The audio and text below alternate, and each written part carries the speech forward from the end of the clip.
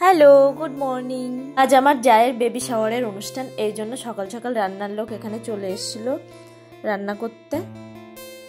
এক একে রিলেটিভসরা সব আসা শুরু করেছে। এটা আমার বড় ননদ সকাল সকাল চলে এসছে। তো আজকের ওয়েদারটা খুব ভালো ছিল। তখন আমার জা এখানে রেডি হয়ে পারিনি, এখনো রেডি হচ্ছিল। আমি আর আমার ননদ এখানে থালাটা সাজিয়ে দিচ্ছিলাম।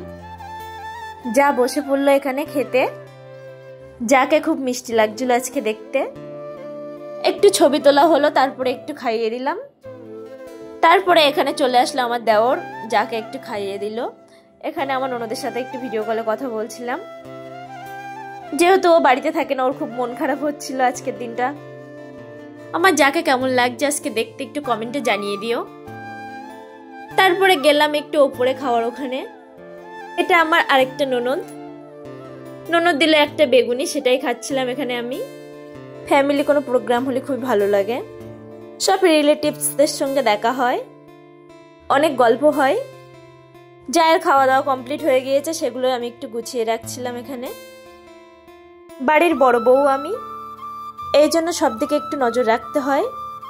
আবারও চলে আসলাম উপরে, এখানে কে কি খাওয়া দাওয়া করছে সেটা দেখার জন্য। এখানে বসলাম খেতে।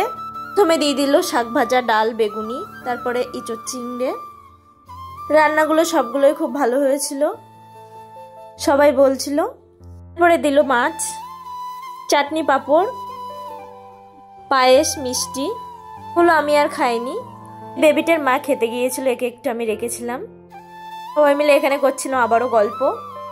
এখানে সিঁদুর মাখার কিছু একটা রিচুয়ালস ছিল। তারপরে এক একে এখানে সবাই চলে যাচ্ছিল বাড়িতে। এই দিদিকে আমরা একটু এগিয়ে দিয়ে আসলাম।